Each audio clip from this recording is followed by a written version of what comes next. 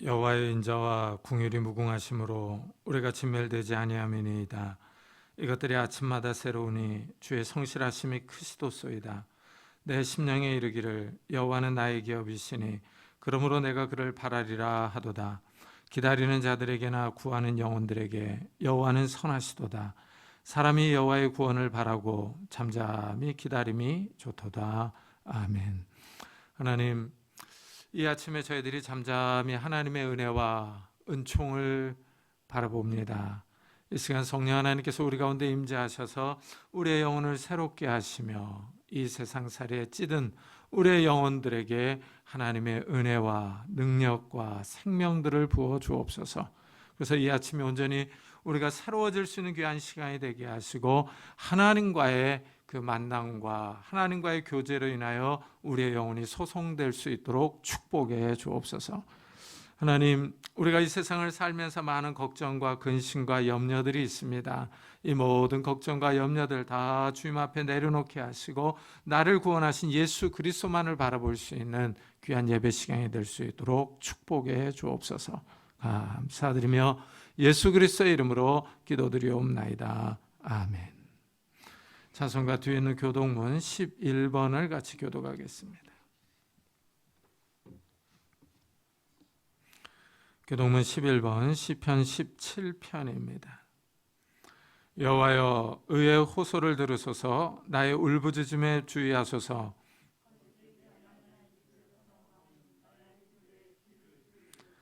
주께서 나를 판단하시며 주의 눈으로 공평함을 살피소서.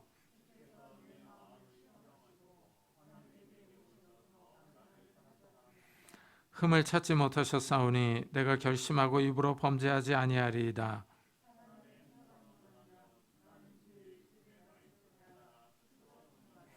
포악한 자의 길을 가지 아니하였사오며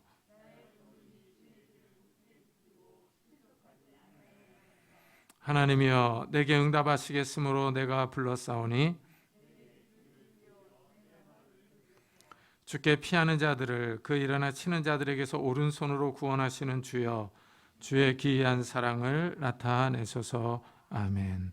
사도신경으로 신앙을 고백하겠습니다.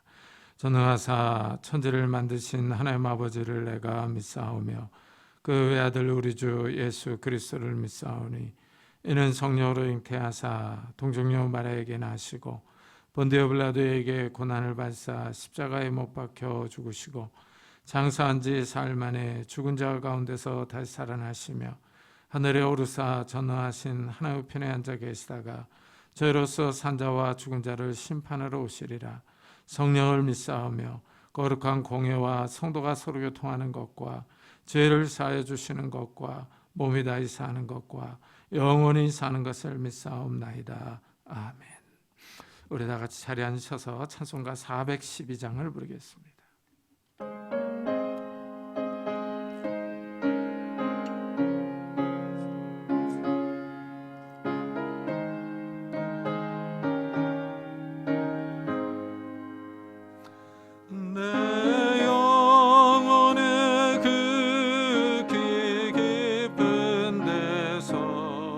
맑은 가락이 흘려나네. 하늘 곡조가 언제나 흘러나와 내 영혼을 고이 사네. 평화 평화로다. 하늘 위에서 내려오네. 그 사랑의 물결이 영원토록 내 영혼을 덮으소서. 내 마음속에 솟아나니 평화는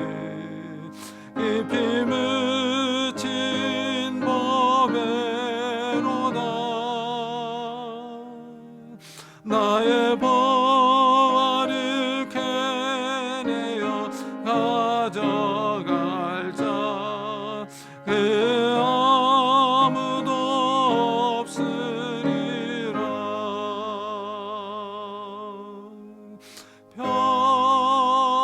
평화 평화로다 하늘 위에서 내려오네. 그 사랑의 물결이 영원토록 내 영혼을 덮으소서. 내 영혼의 평화가 넘쳐남은 주의 큰 복을 받음이라. 내가 주야로 주님과 함께 있어 내 영혼이 편히 쉬네. 평화 평화로다 하늘 위에서 내려오네. 그 사랑의 물결이 영원토록 내 영혼을 덮으소서. 이 땅 위에 험한 길 가는 동안 참된 평화가 어디 있나. 우리 모두 다 예수를 친구 삼아 참 평화를 누리겠네.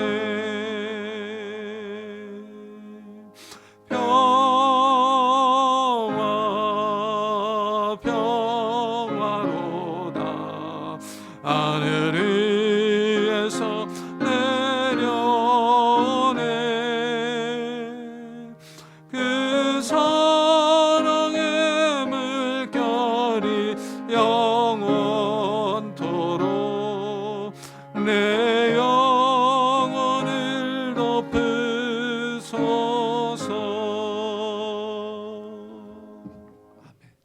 김가훈 강사님께서 대표 기도해 주시겠습니다.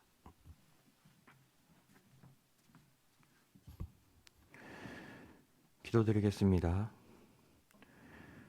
오직 여호와의 종 모세가 너에게 명령한 명령과 율법을 반드시 행하여 너희 하나님 여호와를 사랑하고 그의 모든 길로 행하며 그의 계명을 지켜 그에게 친근히 하고 너희의 마음을 다하며 성품을 다하여 그를 섬길지니라. 아멘. 사랑으로 인도하시는 하나님 감사합니다. 봄비가 내리듯 오늘 이 자리에 성령이 담비와 같이 임하게 하여 주시옵소서. 메마르고 불타버린 땅에 담비를 통해 새로운 생명을 주시듯 죄로 물든 우리를 이곳으로 부르시고 우리의 죄를 씻겨 주시옵소서. 시간은 쉬지 않고 빠르게 흘러가고 있습니다. 시간을 아끼고 하나님을 섬기며 살아갈 수 있는 지혜와 능력을 부어 주시옵소서. 코로나 바이러스가 창궐하고 어느덧 세 번째 해를 맞이하며 우크라이나와 러시아의 전쟁은 계속해서 지속되고 있으며 새로운 대통령이 당선되어 미래를 계획하고 있습니다. 이처럼 흘러가는 시간 속에서 휩쓸려 살아가는 성도들이 아니라 하나님을 붙들고 살아갈 수 있는 힘과 은혜를 주시옵소서.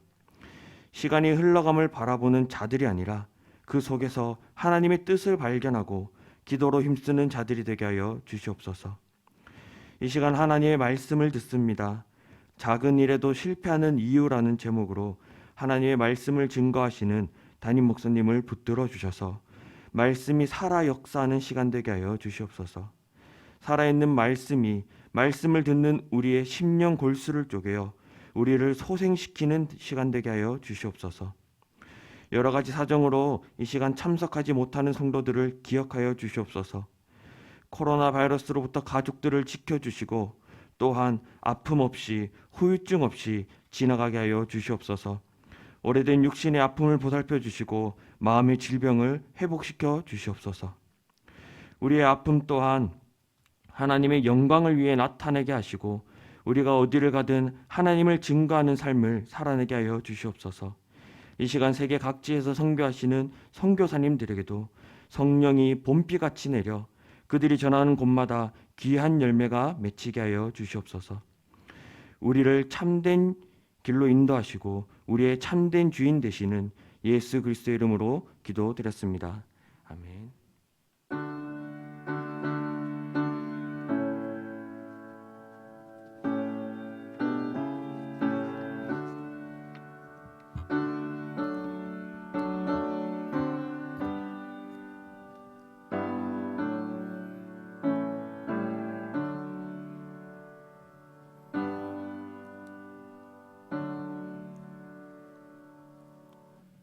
하나님의 말씀은 여호수아서 7장입니다.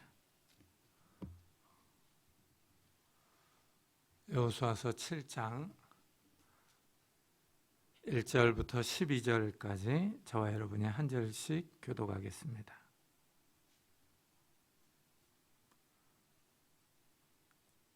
구약성경 328페이지입니다. 여호수아 7장 1절부터 12절까지 저와 여러분이 한 절씩 교독하겠습니다. 이스라엘 자손들이 온전히 바친 물건으로 말미암아 범죄하였으니 이는 유다 지파 세라의 증손 삽디의 손자 갈미의 아들 아간이 온전히 바친 물건을 가졌음이라. 여호와께서 이스라엘 자손들에게 진노하시니라.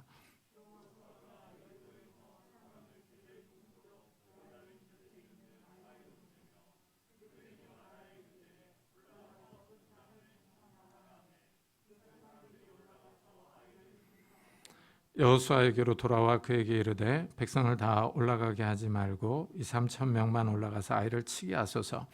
그들은 소수이니 모든 백성을 그리로 보내어 수고롭게 하지 마소서 하므로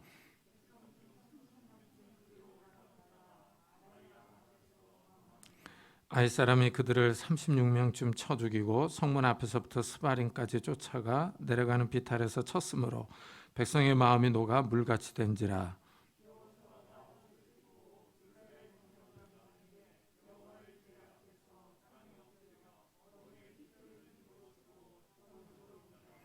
이르되 슬프도소이다 주 여호와여, 어찌하여 이 백성을 인도하여 요단을 건너게 하시고 우리를 아모리 사람의 손에 넘겨 멸망시키려 하셨나이까.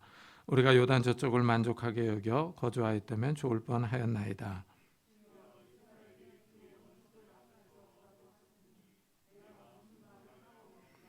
가나안 사람과 이 땅의 모든 사람들이 듣고 우리를 둘러싸고 우리 이름을 세상에서 끊으리니 주의 크신 이름을 위하여 어떻게 하시려 하나이까 하니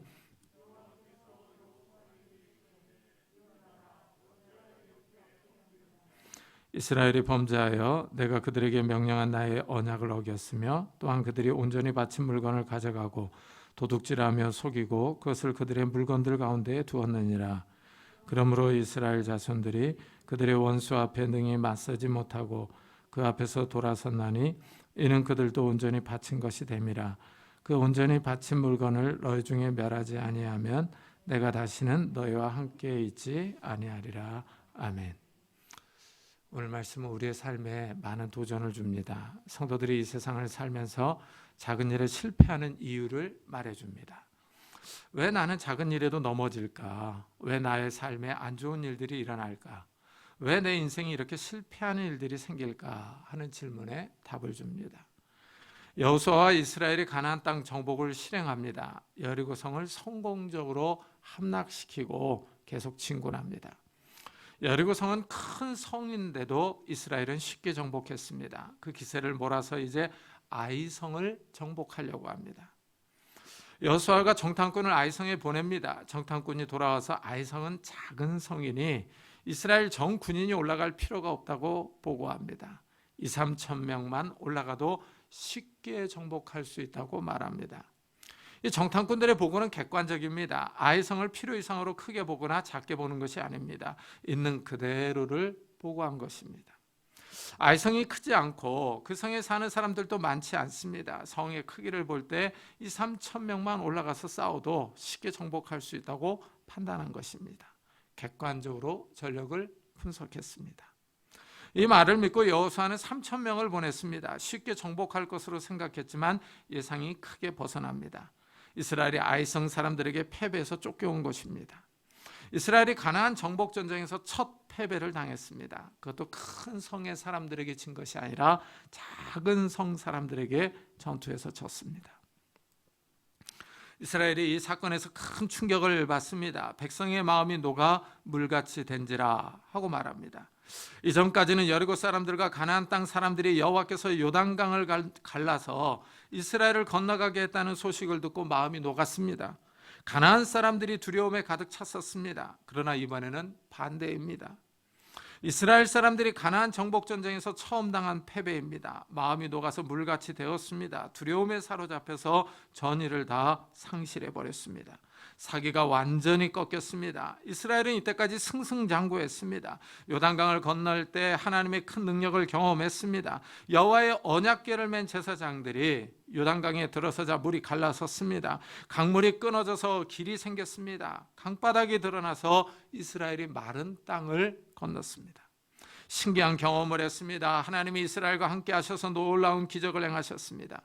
이스라엘이 이렇게 큰 이적을 경험하면서 가나안 땅에 들어섰습니다. 마음에 큰 감동과 흥분이 있었습니다. 이런 상태에서 또 여리고 성을 정복했습니다. 이 여리고 성은 아주 큰 성입니다. 하나님이 여호수아에게 이상한 작전을 지시하십니다. 언약궤와 함께 무장한 군인들이 날마다 여리고 성을 한 바퀴씩 돌라고 합니다. 날마다 이렇게 한 바퀴씩 돌다가 7째 날에 7바퀴를 돌라고 합니다. 제사장이 나팔을 불자 백성이 다 소리를 칩니다. 그러자 신기하게 성이 무너졌습니다. 이상한 군사작전입니다. 군사 전문가들이 볼 때 이것은 군사작전이 아닙니다. 그렇지만 성은 무너졌습니다. 신기한 일이 벌어졌습니다. 나팔을 불 때 하나님의 능력이 나타났습니다. 이렇게 이스라엘은 기세 좋게 가나안 땅 정복을 시작했습니다. 그러다 아이성에서 실패합니다. 쉽게 정복할 수 있을 것으로 생각했던 일이 엎어졌습니다. 사람이 길을 가다 넘어질 때 큰 바위에 걸려서 넘어지는 것이 아닙니다. 작은 돌뿌리에 걸려서 넘어집니다. 이스라엘이 작은 아이성 정복에서 실패합니다. 이스라엘에게 왜 이런 일이 벌어졌느냐 하는 것입니다. 이 질문은 다시 우리에게도 적용할 수 있습니다. 왜 우리 인생에 있어서 작은 일도 감당하지 못하고 실패하느냐 하는 것입니다. 일이 쉽게 풀릴 것 같았습니다. 이렇게 하면 무난할 것 같았던 일이 끝에 가서 엎어집니다. 우리 삶에 이해할 수 없는 이상한 일들이 생깁니다. 여호수아가 큰 위기를 당했습니다. 이스라엘을 이끌고 가나안 정복을 치러야 하는데 이 두 번째 전투에서 실패한 것입니다. 여호수아는 하나님 앞에 나아가 엎드립니다. 여호수아가 옷을 찢고 이스라엘 장로들과 함께 여호와의 궤 앞에서 땅에 엎드려 머리에 티끌을 뒤집어 쓰고 저물도록 있다가 여호수아는 이 위기를 타개하기 위해서 군사 조직을 점검하는 것이 아닙니다. 먼저 하나님 앞에 엎드려 기도합니다. 하나님의 뜻을 우선적으로 구합니다. 여호수아는 먼저 하나님의 주권을 인정하며 하나님의 도움을 구합니다. 여호수아는 하나님께 답이 있다고 생각합니다. 하나님이 도와주셔야 이 문제를 해결할 수 있다고 생각합니다. 우리도 삶의 문제를 만날 때 하나님 앞에 엎드려야 합니다. 하나님이 도와주실 수 있습니다. 하나님이 우리 기도를 들으시고 행동하십니다. 여호수아는 하나님 앞에 엎드려서 자기 생각을 솔직하게 말합니다. 전쟁에서 진 상황을 안타깝게 생각하며 하나님이 왜 도와주시지 않았는지를 묻습니다. 이르되 슬프도소이다. 주 여호와여, 어찌하여 이 백성을 인도하여 요단을 건너게 하시고 우리를 아모리 사람의 손에 넘겨 멸망시키려 하셨나이까? 우리가 요단 저쪽을 만족하게 여겨 거주하였다면 좋을 뻔하였나이다. 여호수아는 요단강을 건넌 것을 후회하는 듯한 발언을 합니다. 왜 요단을 건너게 하셨는지를 묻습니다. 이 말은 많은 의미를 담고 있습니다. 왜냐하면 이스라엘은 하나님의 능력으로 요단강을 건넜기 때문입니다. 하나님, 그렇게 큰 능력으로 요단강을 건너게 하시고 이 전투에 패하게 하셨습니까? 하는 뜻입니다. 우리를 아모리 사람들에게 넘겨서 멸망시키려고 요단강을 건너게 하셨습니까? 하고 묻는 것입니다. 여호수아의 말이 아주 직설적입니다. 이스라엘이 요단강을 건넜는데 그 앞에 멸망이 기다리고 있습니다. 큰 반전입니다. 만일 하나님의 계획에 이런 반전이 있었다면 하나님을 믿지 못할 것입니다. 여호수아는 하나님께 왜 요단강을 건너게 하셨느냐고 따지고 있습니다. 그만큼 이스라엘의 패배가 큰 상처를 남겼습니다. 이스라엘이 아이성 전투에서 패배했습니다. 여호수아는 이 패배를 받아들이기가 힘듭니다. 하나님이 함께 하신다는 말씀이 있었습니다. 하나님의 능력으로 요단강을 건너고 여리고 성을 점령했습니다. 그런데 작은 성 아이성에서 패배했습니다. 마음이 무너져 내립니다. 이 실패의 원인이 어디에 있는지 알고 싶습니다. 하나님께 따지듯이 묻고 있습니다. 여호수아의 말은 하나님께서 극적인 반전으로 이스라엘을 멸망시키려고 요단강을 건너게 하셨다는 의미로 들립니다. 아이성 전투의 패배로 여호수아가 얼마나 낙심하고 있는지를 보여줍니다. 더 나아가 여호수아는 요단강을 건넌 것을 후회하는 듯한 발언을 합니다. 그냥 요단 동편 지역에 만족하고 머물러 있었더라면 더 좋았을 것이라고 합니다. 이렇게 전투에서 지게 하시려면 왜 우리를 인도하셨느냐 하는 것입니다. 하나님의 인도에 원망이 담겨 있습니다. 하나님이 가나안 땅을 주실 것이라고 하셨는데 그 약속에 순종한 것이 잘못이냐는 것입니다. 여호수아의 발언 강도가 셉니다. 거침없이 자기 생각을 하나님께 말합니다. 아이성의 전투에서 패배한 것으로 인하여 하나님의 구속 계획에 의문을 던지고 있습니다. 하나님의 말씀에 순종한 것을 후회하는 듯한 발언입니다. 여호수아는 계속 이렇게 말합니다. 주여, 이스라엘이 그의 원수들 앞에서 돌아섰으니 내가 무슨 말을 하오리이까? 여호수아는 지금 이스라엘의 지도자로서 이스라엘 사람들에게 어떤 말을 해야 할지 모릅니다. 작은 아이성 사람들에게 패했습니다. 이 전투의 패배에 대한 책임을 져야 합니다. 이 패배를 어떻게 백성들에게 설명하느냐 하는 것입니다. 여호수아는 지금 하나님께 어떻게 민심을 수습해야 할지를 묻습니다. 여호수아는 하나님 앞에서 자기 생각을 솔직하게 말합니다. 하나님의 답변을 요구하고 있습니다. 사실 여호수아가 잘못한 것은 없습니다. 그러나 지도자로서 이 사태를 수습해야 합니다. 또한 계속 가나안 정복 전쟁을 이어나가야 합니다. 여호수아로서는 하나님의 말씀에 순종하다가 큰 암초를 만난 것입니다. 여호수아는 이 패배의 결과에 신경을 쓰고 있습니다. 가나안 사람과 이 땅의 모든 사람들이 듣고 우리를 둘러싸고 우리 이름을 세상에서 끊으리니 주의 크신 이름을 위하여 어떻게 하시려 하나이까? 이스라엘이 아이성 사람들에게 패배했다는 소문이 퍼질 겁니다. 그러면 가나안 주민들이 듣고 용기를 내서 이스라엘을 공격할 겁니다. 이스라엘이 여리고성을 함락시킬 때만 해도 상황이 좋았습니다. 가나안 사람들이 이스라엘의 소식을 듣고 사기가 저하되었습니다. 그러나 작은 아이성 사람들이 이스라엘을 격퇴했다는 소식을 들으면 가나안 사람들의 사기가 올라갈 겁니다. 당연히 용기를 내서 이스라엘을 치려고 덤빌 것입니다. 여호수아는 지금 이 점을 걱정하고 있습니다. 여호수아는 한 가지를 더 말합니다. 만일 이스라엘이 전쟁에서 져서 멸망한다면 어떻게 하실 것인지를 묻습니다. 여호수아는 최악의 상황까지 염두에 두고 있습니다. 이스라엘이 망하면 하나님의 명성에 흠이 갈 것입니다. 이스라엘을 인도하던 여호와의 이름이 수치스럽게 될 것입니다. 하나님이 부끄러움을 당할 것인데 어떻게 하시려느냐 하고 묻습니다. 여호수아의 기도 내용이 아주 직설적이며 거칩니다. 여호수아의 급박한 마음을 잘 드러내줍니다. 지금 전쟁에서 져서 36명이 죽었습니다. 백성의 사기는 땅에 떨어졌습니다. 여호수아는 이 사태를 수습해야 합니다. 지도자로서 책임을 져야 합니다. 하나님께 나와서 절박한 이 상황을 솔직하게 아뢰고 있습니다. 여호수아의 기도가 끝나자 하나님이 응답하십니다. 여호와께서 여호수아에게 이르시되 일어나라, 어찌하여 이렇게 엎드렸느냐 하고 말씀합니다. 지금 엎드려 있을 때가 아니라 사건을 수습해야 할 때라는 것입니다. 하나님도 사태의 심각성을 인식하고 계십니다. 이스라엘이 전투에서 졌으니 하나님도 마음이 좋지 않습니다. 하나님이 이스라엘이 전투에서 진 이유를 말씀해 줍니다. 이스라엘이 범죄하여 내가 그들에게 명령한 나의 언약을 어겼으며 또한 그들이 온전히 바친 물건을 가져가고 도둑질하며 속이고 그것을 그들의 물건들 가운데 두었느니라. 이스라엘이 하나님께 죄를 지었습니다. 죄가 이스라엘의 발목을 잡고 있습니다. 이스라엘은 하나님만을 잘 섬기기로 언약을 맺었습니다. 하나님이 십계명을 주셨습니다. 십계명 가운데 도둑질하지 말라가 있습니다. 그런데 이스라엘이 도둑질했습니다.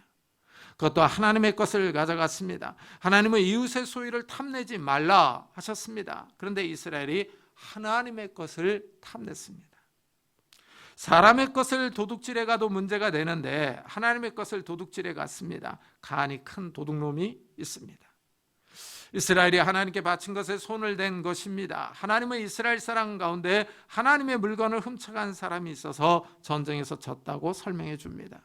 하나님이 진노하셔서 도와주지 않은 것입니다. 그러므로 이스라엘 자손들이 그들의 원수 앞에 능히 맞서지 못하고 그 앞에서 돌아섰나니 이는 그들도 온전히 바친 것이 됨이라. 그 온전히 바친 물건을 너희 중에서 멸하지 아니하면 내가 다시는 너희와 함께 있지 아니하리라. 이스라엘이 작은 성 아이 사람들에게 패한 이유입니다. 아이 성 사람들이 강한 것이 아니라 하나님이 이스라엘을 도와주지 않았습니다. 이스라엘이 하나님과의 관계에서 잘못된 것입니다. 이 점이 또 신기합니다. 하나님과 관계가 어긋났는데 그 결과는 전쟁의 패배로 나타났습니다. 하나님의 명령을 어기자 현실적인 삶의 문제가 생깁니다. 하나님의 것을 도둑질해 가자 이스라엘이 큰 어려움에 봉착합니다. 여기에 우리는 주목해야 합니다. 성도들은 하나님의 백성입니다. 하나님의 명령을 따르는 사람들입니다. 성도들은 하나님과의 관계가 틀어지면 삶의 문제가 생깁니다. 죄를 지으면 죄가 그 사람을 붙잡습니다. 하나님의 말씀을 버리면 하나님이 그 사람을 버립니다. 하나님의 말씀을 우습게 여기면 하나님이 그 사람의 길을 막습니다. 하나님의 말씀을 지키지 않으면 하나님이 그 사람을 축복하지 않습니다. 성도들의 삶에 문제가 생기는 이유입니다. 하나님이 여호수아에게 이렇게 설명해 줍니다. 이스라엘 자손들이 그들의 원수 앞에 능히 맞서지 못하고 그 앞에서 돌아섰나니 이스라엘은 작은 아이성 사람들에게 패했습니다. 2,3,000명만 올라가도 될 정도로 작은 성입니다. 이스라엘이 쉽게 정복할 수 있다고 생각했습니다. 그러나 결과는 그렇지 못했습니다. 이스라엘이 작은 아이성 사람들에게 패했습니다. 우리도 이럴 수 있습니다. 우리가 쉽게 생각한 일들이 틀어질 수 있습니다. 객관적인 전력에서 내가 우세해도 질 수 있습니다. 내 스펙이 더 낮고 뛰어난데도 경쟁에서 밀릴 수 있습니다. 인생의 길이 내 계획대로 내 생각대로 되지 않을 수 있습니다. 이럴 때는 하나님 앞에 엎드려야 합니다. 하나님 앞에 엎드려 하나님께 왜 이런 결과가 나왔는지를 물어봐야 합니다. 눈에 보이는 것이 다가 아닙니다. 눈에 보이는 대로 보고 생각해서는 실패합니다. 현실 세계의 배후에서 역사하시는 하나님의 손길을 바라봐야 합니다. 하나님의 보이지 않는 역사가 있습니다. 하나님이 우리의 길을 막으시는 이유가 있습니다. 내가 작은 일에도 엎어지는 데에는 뭔가 있습니다. 이럴 때 믿음의 눈으로 하나님을 바라봐야 합니다. 하나님이 정확하십니다. 이스라엘이 하나님의 것을 도둑질해 가자 하나님이 정확하게 갚아주십니다. 심은 대로 거두게 하십니다. 여호수아가 기도하자 하나님이 이 문제를 해결하는 방법을 알려주십니다. 그 온전히 바친 물건을 너희 중에서 멸하지 아니하면 내가 다시는 너희와 함께 있지 아니하리라. 하나님의 것에 손댄 사람을 멸하라고 하십니다. 이것을 히브리어로 헤렘이라고 합니다. 헤렘은 여러 가지 뜻이 있습니다. 받침, 진멸, 금지입니다. 하나님께 바쳐진 것입니다. 그래서 여기서 온전히 바친 물건이라고 설명합니다. 이렇게 하나님께 바쳐진 물건은 금지된 것입니다. 이 금지된 것에 손을 댄 사람이 있으면 그 사람을 진멸해서 하나님께 바치는 겁니다. 사실 도둑질을 했다고 해서 죽지는 않습니다. 도둑질을 하다가 잡히면 배상하면 됩니다. 출애굽기 22장에 보면 도둑질하다가 잡히면 어떻게 배상해야 하는지에 관한 법들이 나옵니다. 그런데 여기서 도둑질은 하나님의 것을 가져간 것입니다. 사람의 것을 도둑질한 것과는 차원이 다릅니다. 하나님의 것을 도둑질했기 때문에 진멸당하는 것입니다. 하나님은 하나님께 바친 물건을 도둑질해 간 사람을 진멸하라고 하십니다. 진멸하지 않으면 하나님이 함께하지 않을 것이라고 합니다. 하나님이 함께하지 않겠다는 것은 하나님 백성의 지위를 상실하는 겁니다. 이스라엘은 하나님과 언약을 맺음으로 하나님의 백성이 되었는데 이스라엘이 그 언약을 깨트려서 하나님의 백성이라는 신분의 위기를 맞이합니다. 하나님은 지금 이스라엘과 함께하고 계십니다. 성막에 임재하셔서 이스라엘을 인도하고 계십니다. 하나님이 함께하지 않으면 이스라엘은 하나님의 인도와 보호를 받지 못합니다. 하나님의 능력이 이스라엘과 함께하지 않습니다. 하나님이 함께하지 않겠다는 것은 이스라엘이 하나님께 버림을 받는다는 것입니다. 하나님이 임재해 계시기 때문에 이스라엘은 거룩해야 합니다. 그런데 이스라엘이 하나님의 계명을 어기고 부정해졌습니다. 하나님이 동행하실지 그것이 문제입니다. 우리 역시 마찬가지입니다. 우리도 하나님의 말씀을 어기면 부정해집니다. 우리가 자꾸 부정한 짓을 하면 거룩한 영이 우리와 함께 할 수가 없습니다. 성령이 우리를 떠나는 이유입니다. 성령이 떠나시면 하나님의 능력이 떠납니다. 하나님이 성도들을 인도하고 보호해 주지 않습니다. 성도들이 영적인 능력을 잃어가는 이유가 여기 있습니다. 성도들이 이 세상을 살면서 자꾸 세속화되어 가기 때문입니다. 하나님의 말씀을 따라서 거룩하게 살아야 하는데 자꾸 세상을 바라봅니다. 성도들이 세상을 사랑하며 세상 사람들이 사는 방식을 본받습니다. 세상 사람들처럼 정욕대로 살아가며 세상 원리를 따라갑니다. 이러면 더러워집니다.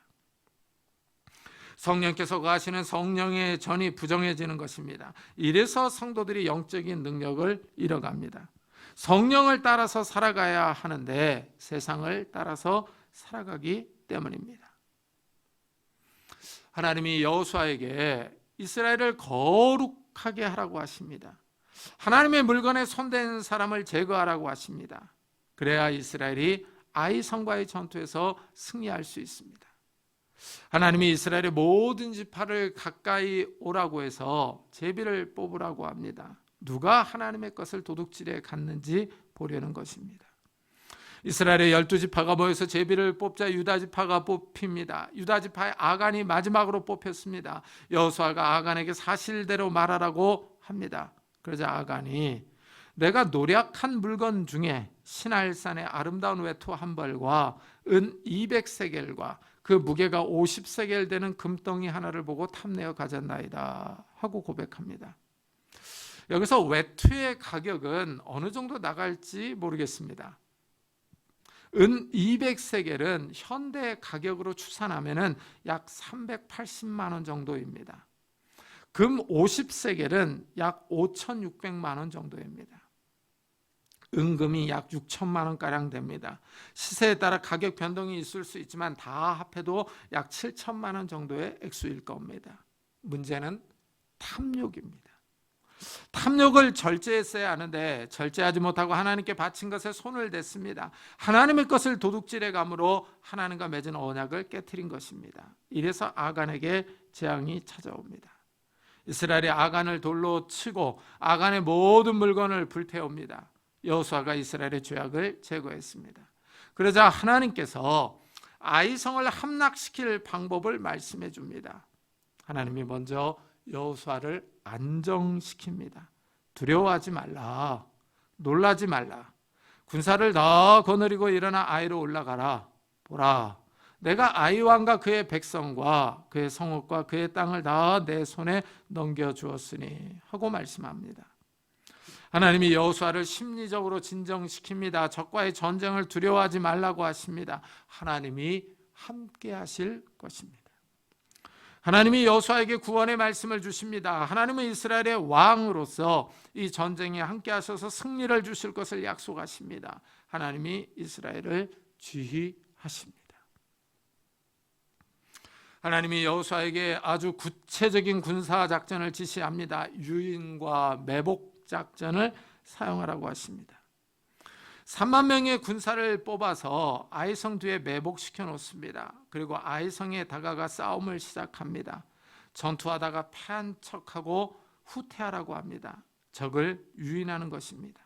적이 성에서 멀리 떨어지면 그때 매복한 군인들이 성에 들어가서 성을 불사르라고 합니다. 이때 후퇴하던 군인들이 돌아서서 아이 사람들을 공격할 것입니다. 이스라엘이 작전대로 잘 실행합니다. 아이성 사람들이 유인을 받아 성에서 멀리 떨어집니다. 그러자 매복해 있던 군인들이 성에 들어가 성을 불살라 버립니다. 후퇴하던 이스라엘이 다시 돌이켜서 아이성의 군인들을 공격해서 다 진멸해 버립니다. 참 이 아이성 정복 작전을 보면은 하나님의 일하시는 모습이 다양합니다. 여리고 성 전투 때에는 하나님의 능력을 보여주셨습니다. 아이성 전투 때에는 하나님의 지혜를 볼 수 있습니다. 하나님이 인간의 군사 전략을 사용하십니다. 적군이 승리의 도취에 있을 때 유인 작전이 성공할 것을 예상하십니다.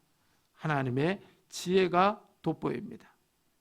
하나님은 이렇게 하나님의 능력을 나타낼 때가 있는가 하면 하나님의 지혜를 드러내실 때도 있습니다. 하나님이 이적과 기적으로 우리를 도와주실 때가 있는가 하면 인간적인 수단과 방법으로 도와주실 때가 있습니다. 하나님은 상황에 맞게 적절한 방법으로 우리를 도와주십니다. 하나님의 도움으로 이스라엘의 아이성을 함락시킬 수 있었습니다.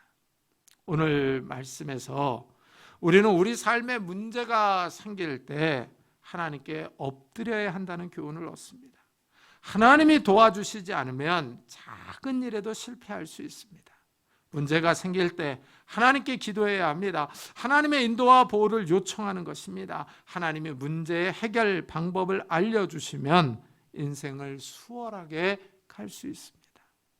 인생이 자꾸 넘어질 때 기도해야 합니다. 자꾸 문제가 생길 때 하나님께 나아가야 합니다.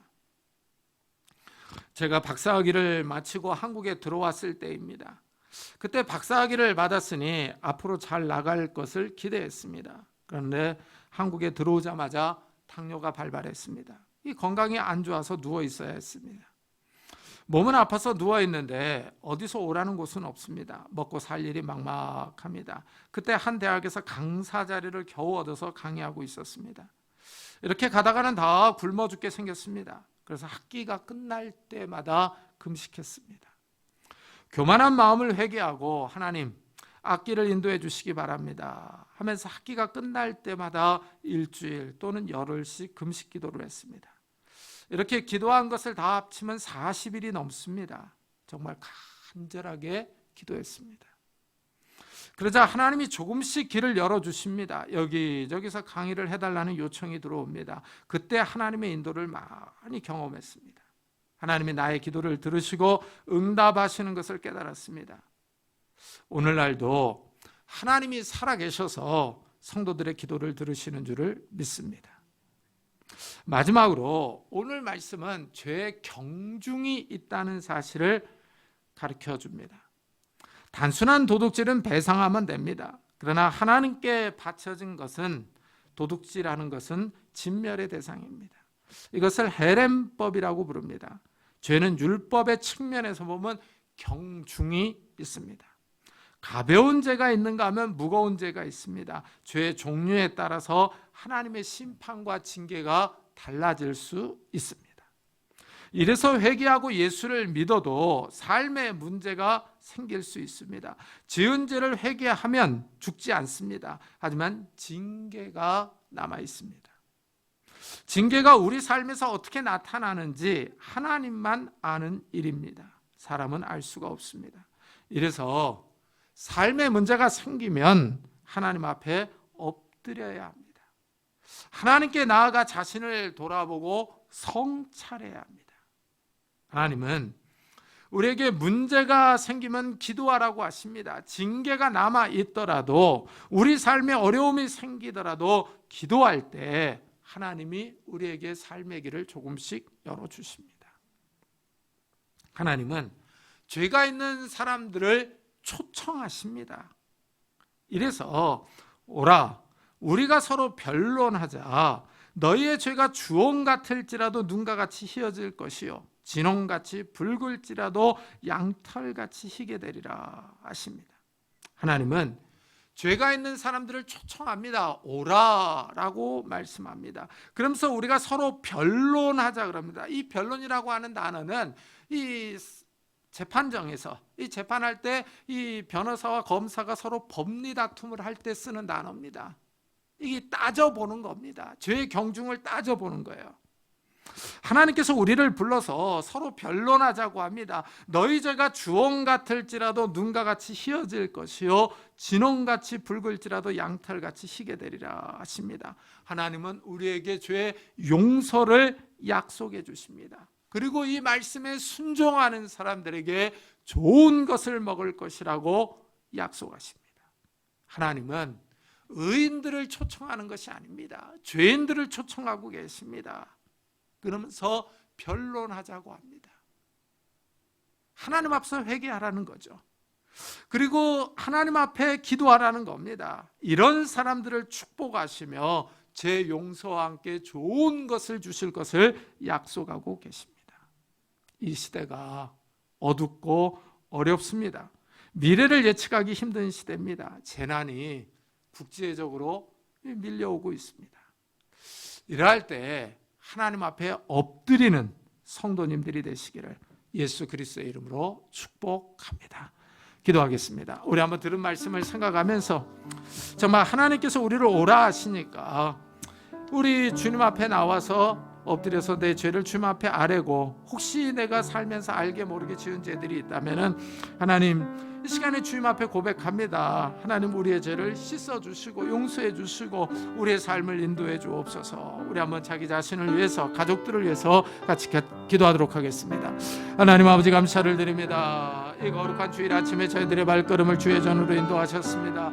오라 우리가 서로 변론하자 하신 주님, 하나님 아버지 죄의 문제를 따져보자고 하신 주님, 죄의 경중을 가려보자고 하시는 주님, 하나님 아버지 우리가 하나님 앞에 나와 하나님 앞에 우리의 죄악들을 아뢰입니다. 하나님 아버지 우리를 궁히 여겨 주옵소서.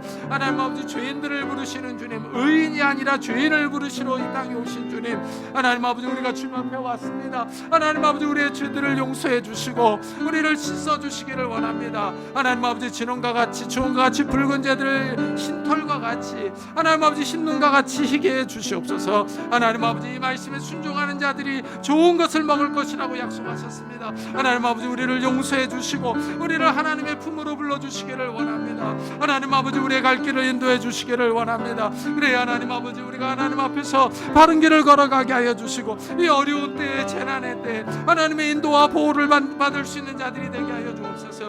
우리의 삶에 문제가 생길 때 하나님 아버지 우리가 작은 문제에도 넘어질 때 하나님 앞에 엎드려 기도하게 하여 주옵소서. 하나님 의지하며 하나님을 바라보게 하여 주옵소서. 하나님의 징계가 남아있을지라도, 하나님 우리의 삶의 어려움이 계속될지라도 하나님께서 우리의 갈 길을 열어주시며 우리의 갈 길을 인도하실 줄을 믿습니다. 우리가 그 하나님을 신뢰하며 의지하면서 하나님 앞에 나아갈 수 있는 자들이 될 수 있도록 은혜를 다하여 주시옵소서. 하나님 아버지 또 하나님 아버지 우리의 가족 식구들을 주님께서 기억해 주옵소서. 믿음이 약한 우리 형제 자매들, 믿음이 하나님 아버지 없는 우리의 가족 식구들을 주님께서 기억해 주셔서 그들도 하나님 앞에 나오게 하시고 지은 죄를 회개하며 주님 앞에 엎드려 기도할 수 있도록 하나님 은혜를 다하여 주시옵소서. 하나님 은혜를 다하여 주시옵소서. 하나님 우리의 삶을 주님께서 인도해 주시고 우리를 불쌍히 여겨 주시고 긍휼히 여겨 주시옵소서. 긍휼히 여겨 주시옵소서. 우리 계속해서 교회를 위해서 기도해 주시고 우리 나라를 위해서도 우리 한번 같이 기도하도록 하겠습니다. 하나님 아버지 감사를 드립니다. 이 아침에 하나님 아버지 이 교회를 위해서 기도합니다. 하나님 아버지 이 교회를 이곳에 세우시고 이곳까지 인도하신 주님, 하나님 아버지 나아갈 길을 인도하여 주시기를 원합니다. 하나님 아버지 이 교회를 축복해 주옵소서. 성령 하나님께서 인도해 주시기를 원합니다. 성령 하나님께서 인도해 주시고 성령 하나님께서 이 교회 갈 길을 축복해 주시옵소서. 하나님 아버지 말씀이 바로 선포되게 하여 주시고 살아있는 예배를 드릴 수 있도록 은혜를 더하여 주시고 이 교회에 속한 모든 성도들의 가정들이 평안하게 하여 주시며 하나님의 은혜 가운데 은총 가운데 거할 수 있도록 주여 축복해 주옵소서. 또 하나님 아버지 이 나라와 임적을 지켜주시기를 원합니다. 하나님 아버지 이제 새로운 대통령이 뽑혔습니다. 하나님 아버지 지혜와 능력을 주셔서 이 어려운 때를 잘 헤쳐나갈 수 있도록 은혜를 다하여 주옵소서. 재난의 때입니다. 하나님 아버지 국제적으로 어려움이 밀려오고 있는 이러한 때입니다. 하나님 아버지 하나님 아버지 바른 길을 걸어갈 수 있도록 이 나라와 이 민족을 지켜주시고 보호해 주옵소서. 하나님 아버지 국내적으로 재난이 쌓여가고 있습니다. 하나님 아버지 어려움들이 닥쳐오고 있습니다. 이럴 때 우리가 기도하며 엎드리게 하여 주시옵소서. 하나님 아버지 이 땅을 고쳐주시고 회복시켜주시고 은혜를 다하여 주시옵소서. 은혜를 다하여 주옵소서. 이 아침에 우리가 하나님을 바라봅니다. 하나님을 의지합니다. 하나님 우리의 기도를 들어주시기를 원합니다. 우리의 기도에 응답하여 주시기를 원합니다. 우리의 삶이 불안정하고 우리의 삶에 염려와 근심과 걱정이 가득 차 있습니다. 하나님 축복해 주시옵소서. 두려워하지 말라 하신 주님, 하나님 아버지 염려하지 말라 하신 주님, 이 말씀이 우리들의 삶에도 이루어질 수 있도록 은혜를 다하여 주시고 우리의 삶이 하나님의 은혜 가운데 은총 가운데 갈 수 있도록 주여 축복해 주시옵소서. 은혜를 다하여 주시옵소서. 하나님 여호수아가 작은 성 아이성에서 실패했을 때 하나님 앞에 엎드렸습니다. 우리도 우리 인생을 살면서 정말 문제가 생길 때, 작은 일에 엎어질 때 하나님 앞에 엎드릴 수 있는 자들이 되게 해 주옵소서. 하나님 앞에 나아가 나 자신을 돌아보며 성찰하며 지은 죄를 회개하며 하나님의 도우심을 간구할 수 있는 자들이 되게 해 주옵소서. 하나님께서는 우리 죄인들을 초청하십니다. 오라 우리가 서로 변론하자 하십니다. 죄인들을 구하러 이 땅에 오신 주님께서 우리를 부르고 계십니다. 우리가 주님 앞에 나아가 변론할 수 있는 자들이 되게 하시고 우리의 죄들을 회개하며 하나님의 용서와 하나님의 도우심을 간구할 수 있는 자들이 되게 하여 주옵소서. 그래서 하나님 우리의 삶이 비록 엎어졌을지라도 다시 일어나게 하여 주시고 우리의 삶이 찌그러지고 망가졌다 할지라도 하나님께서 회복시켜 주시고 하나님 아버지 다시 갈 길을 갈 수 있도록 축복해 주시옵소서. 하나님 우리의 삶을 축복해 주옵소서. 국내외적으로 정말 재난들이 밀려오고 있는 이러한 때입니다. 우리가 깨어있어 기도하게 하시고 하나님을 바라보게 하시고 하나님 앞에 엎드릴 수 있는 그런 성도들이 될 수 있도록 주여 축복해 주시옵소서. 하나님 이 교회를 축복하시고 이 교회에 속한 모든 성도들에게 은혜를 베풀어 주옵소서. 감사드리며 예수 그리스도의 이름으로 기도드리옵나이다. 아멘. 우리 찬송가 413장을 하나님 앞에 드리겠습니다.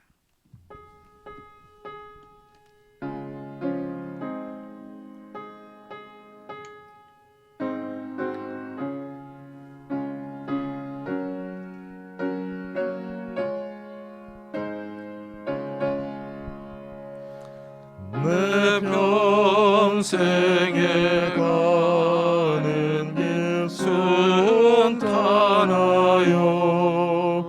내 천전한 강 같은지 금평 바람을 쏟고 어렵든지 나의 영혼은 늘 변하다. 내 영혼 평안해. 내 영혼 평안해. 저 마귀는 우리를 삼키려고 입 벌리고 달려와도 주 예수는 우리의 대장되니 끝내 싸워서 이기리라. 내 영혼 평안해. 내 영혼 평안해. 내 지은 죄 좀빛 같더라도 주 예수께 나르며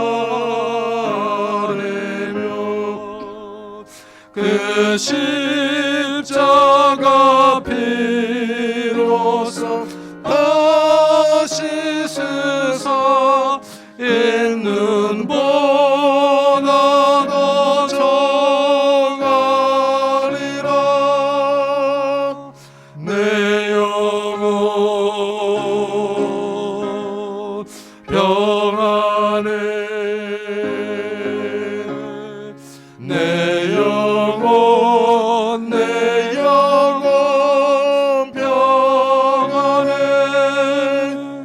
저 공중에 구름이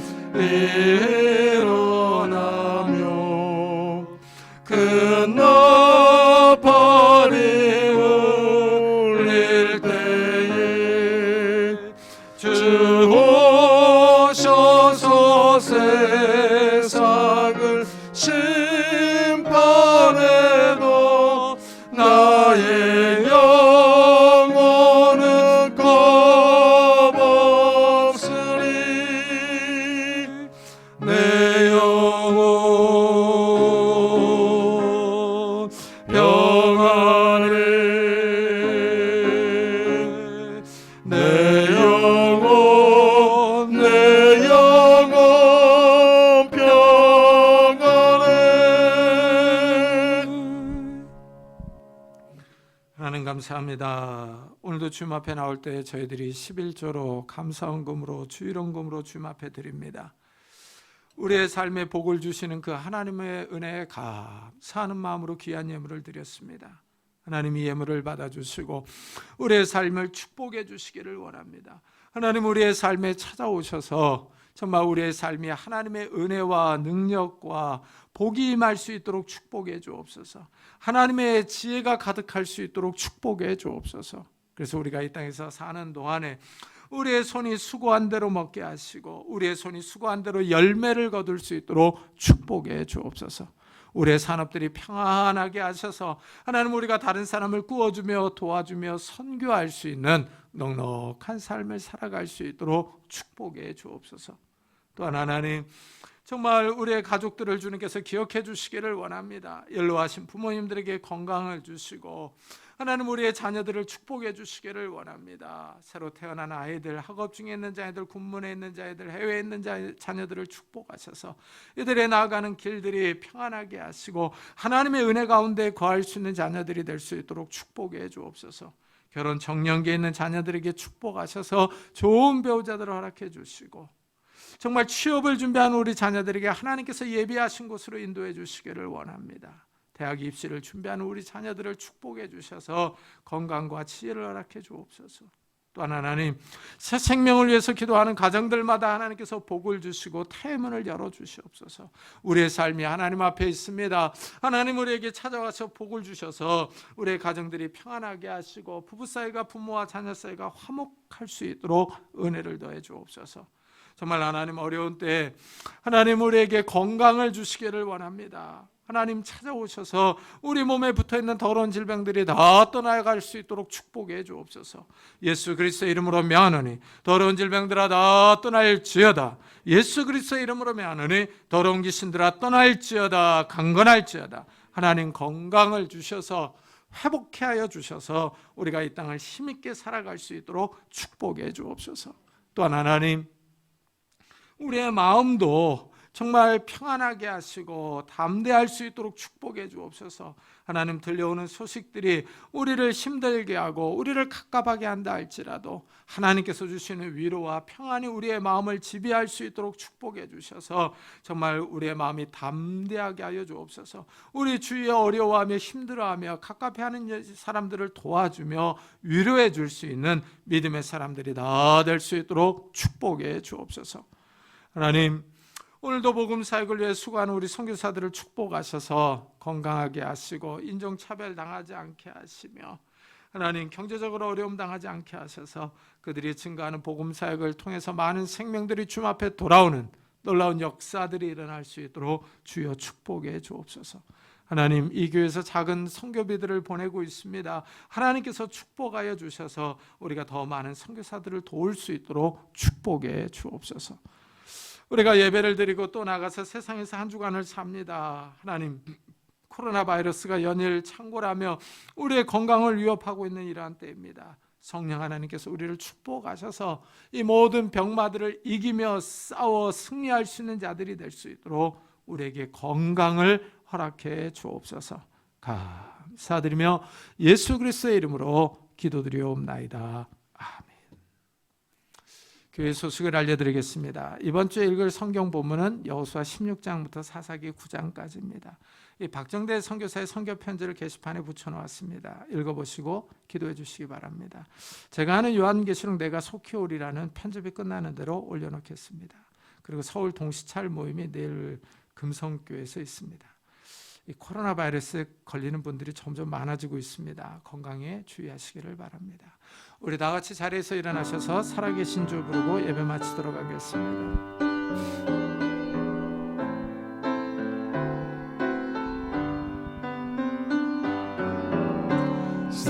살아계신 주 나의 참된 소망 걱정 근심 전혀 없네 사랑의 주 내 갈 길은 너니 내 모든 삶의 기쁨 늘 충만하네.